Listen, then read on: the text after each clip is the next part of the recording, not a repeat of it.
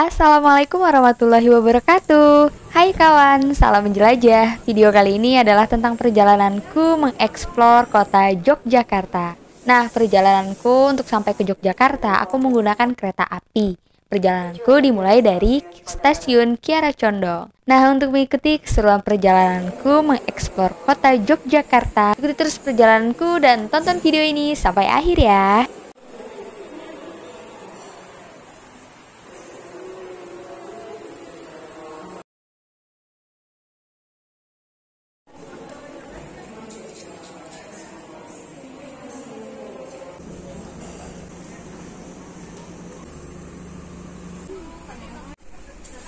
Kami informasikan sesaat lagi kereta api Kuto Jaya Selatan akan diberangkatkan dari stasiun Kiara Condong dengan tujuan dari stasiun Kuto Arjo.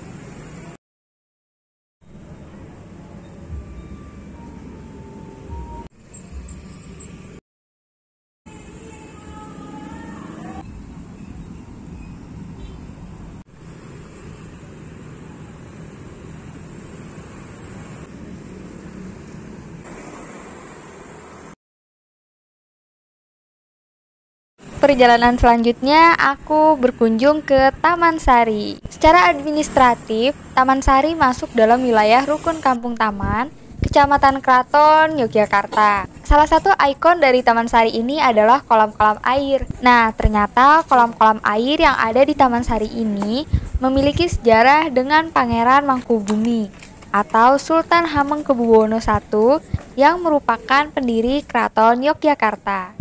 Komplek Taman Sari dibangun oleh Sultan Hamengkubuwono I sebagai tanda atau penghargaan atas jasa permaisuri, sebab sang permaisuri telah banyak turut menderita waktu Hamengkubuwono melakukan peperangan Giyanti.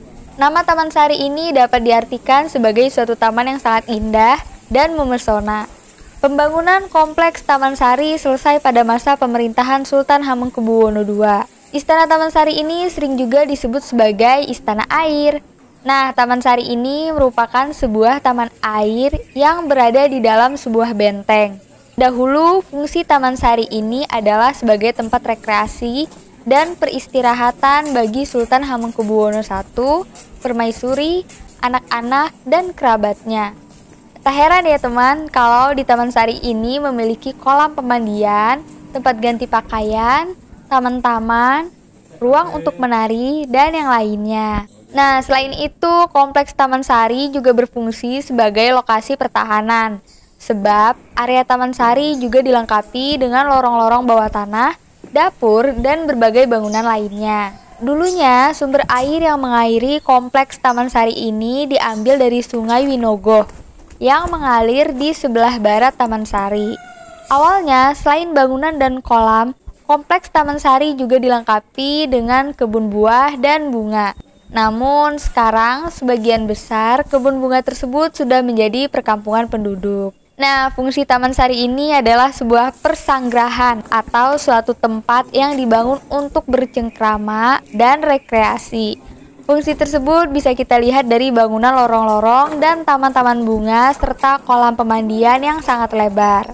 Nah, komplek Taman Sari ini memiliki sejumlah bangunan yang dilengkapi dengan ukiran khas Keraton Yogyakarta. Bangunan Taman Sari ini terdiri dari gerbang kenari sebagai pintu masuk wisatawan, lalu ada gapura panggung, dan juga ada kolam umbul winagun atau pesiraman umbul winagun, yang merupakan kompleks bangunan yang dilengkapi dengan 3 kolam pemandian.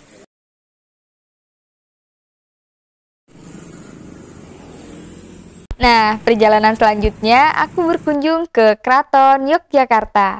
Keraton Ngayogyakarta Hadiningrat ini merupakan istana resmi Kesultanan Ngayogyakarta Hadiningrat yang kini berlokasi di Yogyakarta, Daerah Istimewa Yogyakarta. Keraton Yogyakarta berada di pusat Daerah Istimewa Yogyakarta. Luas Keraton Yogyakarta adalah 14.000 meter persegi. Di dalamnya terdapat banyak bangunan-bangunan yang digunakan sebagai tempat tinggal sultan dan keluarga serta abdi dalam keraton. Di sebelah utara terdapat alun-alun utara dan di selatan terdapat alun-alun selatan serta sekitar 10 menit dari kawasan Malioboro. Keraton Yogyakarta berdiri pada tahun 1755. Keraton Yogyakarta sebagai cikal bakal keberadaan pemukiman di wilayah Yogyakarta yang meninggalkan jejak-jejak sejarah yang masih dapat kita jumpai sampai saat ini loh kawan. Keraton ini sebagai komplek kegiatan budaya dan tempat tinggal Sri Sultan Hamengkubuwono dan keluarganya. Di lokasi keraton ini tidak semua terbuka untuk umum. Bentuk bangunan keraton ini terpengaruh oleh model dari Eropa yaitu Portugis dan Belanda dan juga Cina. Arsitektur keraton dirancang oleh Sri Sultan Hamengkubuwono I sekaligus pendiri Kesultanan Ngayogyakarta Hadiningrat. Bangunan pokok dan desain dasar tata ruangan dari keraton dan desain dasar landscape Kota Tua Yogyakarta diselesaikan antara tahun 1755 sampai dengan 1756. Nah, Keraton Yogyakarta ini terdiri dari 3 bagian yang terdiri dari kompleks depan keraton, kompleks inti keraton, dan kompleks belakang keraton. Kompleks depan keraton terdiri dari Glajak Pangurakan atau gerbang utama, lalu ada alun-alun ler, dan ada masjid gede. Sedangkan kawasan kompleks inti dari Keraton Yogyakarta ini tersusun dari 7 rangkaian pelataran, mulai dari alun-alun utara hingga alun-alun selatan, yaitu Pagelaran dan Siti Hinggilor, Kamandungan Lor, Sri Maganti, Kedaton, Kemagangan, Kamandungan Kidul, dan Siti Hinggil Kidul. Sedangkan kompleks belakang keraton terdiri dari alun-alun Kidul dan Plengkung Nirbaya. Kawasan keraton ini dibangun oleh Sultan Hamengkubuwono I dengan konsep tata ruang yang mengandung filosofi syarat akan makna. Nah, di Keraton Yogyakarta juga sering diadakan pameran temporer mengenai hal-hal tentang Keraton Yogyakarta. Saat ini di bulan Juni sedang ada pameran yang berjudul Pameran Narawandira, yang mana pamerannya berisi tentang ragam vegetasi di Keraton Yogyakarta. Yuk sama-sama kita lihat.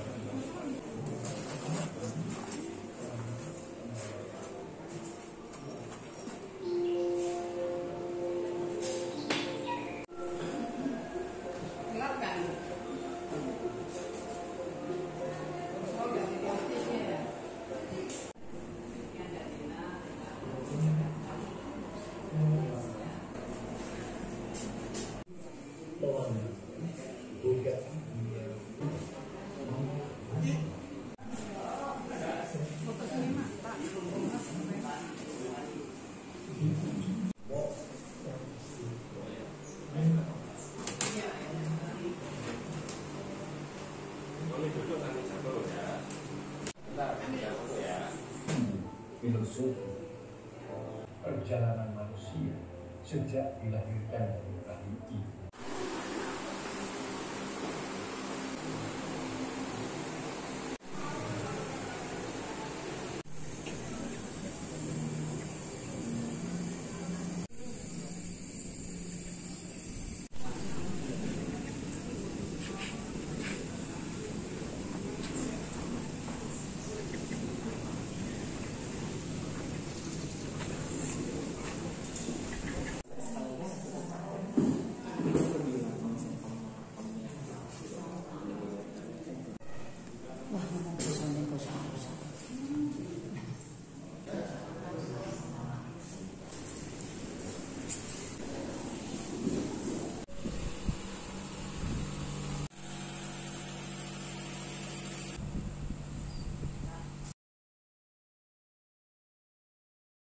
Nah, selanjutnya perjalananku yaitu berkunjung ke Candi Prambanan. Untuk mengikuti keseruan perjalananku, tonton video ini ya sampai akhir.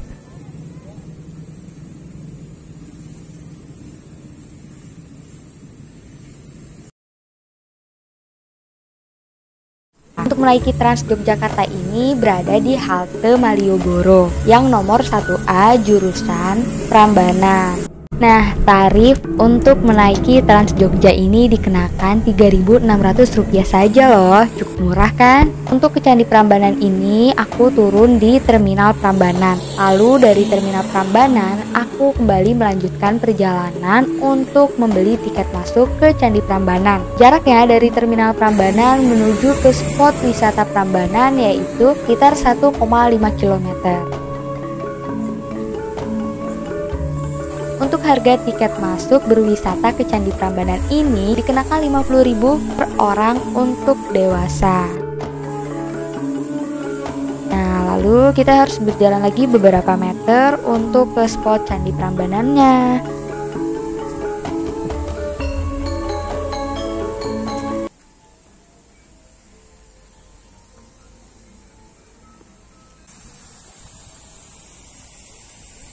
Sekitar Candi Prambanan juga terdapat candi-candi lainnya yang bisa kita kunjungi, seperti ada Candi Sewu, Candi Bubrah, dan candi-candi lainnya. Nah, sekarang aku sudah tiba nih di spot Candi Prambanan. Candi Prambanan atau Candi Roro Jonggrang ini merupakan kompleks percandian Hindu terbesar di Indonesia loh kawan. Berdasarkan cerita rakyat yang beredar, konon, Candi Prambanan dibangun oleh bangsa Jin di bawah kendali Bandung Bondowoso untuk melamar Roro Jonggrang yang cantik jelita. Roro Jonggrang memberikan persyaratan untuk dibangunkan 1000 candi dalam waktu 1 malam. Sayang, pembangunan tersebut gagal karena siasat cerdik dari Roro Jonggrang. Mengetahui hal itu, Roro Jonggrang kemudian dikutuk oleh Bandung Bondowoso yang murka jadi sebuah arca batu untuk melengkapi candi ke-1000. Seperti cerita rakyat pada umumnya, kisah ini hanyalah sebuah dongeng dari mulut ke mulut yang belum tentu kebenarannya. Pembangunan Candi Prambanan diceritakan dalam prasasti Siwagra. Candi Prambanan ini mulai dibangun oleh Rakai Pikatan sekitar tahun 850 Masehi sebagai tandingan atas kompleks percandian Buddha, Candi Borobudur, dan Candi Sewu. Pembangunan candi ini menjadi tanda kembali berkuasanya Wangsa Sanjaya atas Jawa. Hal ini terkait persaingan Wangsa kembar yang saling berbeda keyakinan. Wangsa Sanjaya penganut Hindu dan Wangsa Shailendra penganut Buddha. Candi Prambanan sendiri dipercaya sebagai persembahan untuk Trimurti, yaitu 3 dewa utama dalam kepercayaan Hindu. Berdasarkan prasasti Siwagra, kompleks Candi Prambanan sebenarnya bernama Siwagra, yang bermakna rumah Siwa. Trimurti memang dimuliakan dalam kompleks candi ini. Namun, Siwa Mahadewa menempati ruang utama di Candi Siwa. Nama Prambanan merujuk pada nama desa tempat candi ini didirikan. Diduga berasal dari perubahan nama dialek bahasa Jawa dari istilah teologi Hindu para Brahman yang berarti Brahman Agung. Pembangunan Candi Prambanan memakan waktu selama ratusan tahun, dimulai oleh Rakai Pikatan, lalu dilanjutkan oleh Raja Lokapala dan Raja Balitung Mahasambu. Secara berkelanjutan, Candi Prambanan terus disempurnakan oleh Raja-Raja Medang Mataram berikutnya. seperti Raja Daksa dan Raja Tulor. Setelah selesai dibangun dengan megah, Candi Prambanan menjadi Candi Agung Kerajaan Mataram, tempat berlangsungnya berbagai upacara agung kerajaan. Sementara ibu kota Kerajaan Mataram saat itu berada tak jauh dari Prambanan, yaitu di dataran Kewu. Sejak Empu Sindok bertahta menjadi raja dan mendirikan Wangsa Isyana pada tahun 930-an, ibu kota kerajaan dipindahkan ke Jawa Timur. Perpindahan tersebut diduga karena perebutan kekuasaan atas letusan hebat dari Gunung Merapi. Setelah perpindahan ibu kota, Candi Prambanan perlahan mulai ditelantarkan dan runtuh. Gempa bumi yang terjadi pada abad ke-16 benar-benar telah meruntuhkan Candi Prambanan. Seiring dengan bergantinya waktu, banyak masyarakat dari luar yang mulai bermukim di sekitar bekas reruntuhan Candi Prambanan. Penduduk setempat mengetahui keberadaan Candi Prambanan, namun mereka sama sekali tidak tahu menahu latar belakang sejarah sebenarnya tentang siapakah raja dan kerajaan apa yang membangun monumen megah ini. Sebagai hasil imajinasi diilhami dari penemuan arca Durga di dalam kompleks Candi Prambanan, maka muncullah cerita legenda Roro Jonggrang dengan segala fantasinya. Ketika Britania Raya menguasai Jawa, Syekh Alons yang berkebangsaan Belanda pada tahun 1733 menghebohkan dunia karena mengaku menemukan reruntuhan Candi Prambanan. Penggalian dan pemugaran mulai dilakukan sejak saat itu, di mana negara Indonesia belum terbentuk. Setelah merdeka, proses pemugaran terus dilanjutkan hingga dianggap selesai pada tahun 1953, meskipun masih banyak candi yang runtuh. Proses pemugaran memakan waktu lebih dari 200 tahun dan belum sepenuhnya selesai hingga kini. Hal ini dikarenakan Candi Prambanan sangatlah besar dan megah. Sedangkan saat ditemukan kondisinya berupa reruntuhan batu yang menggunung. Candi Prambanan ditetapkan sebagai situs warisan budaya UNESCO pada tahun 1991 dan selain itu candi ini juga dinobatkan sebagai yang terindah di Asia Tenggara. Arsitektur Candi Prambanan ini tinggi dan ramping, mirip dengan percandian Hindu lainnya. Candi utama adalah Candi Siwa yang menjulang setinggi 47 meter di tengah kompleks gugusan candi lainnya yang lebih kecil. Sebagai salah satu yang termegah dan terindah di Asia Tenggara, Candi Prambanan menjadi ikon pariwisata Yogyakarta yang mampu memiliki kunjungan wisatawan mancanegara dari seluruh penjuru dunia.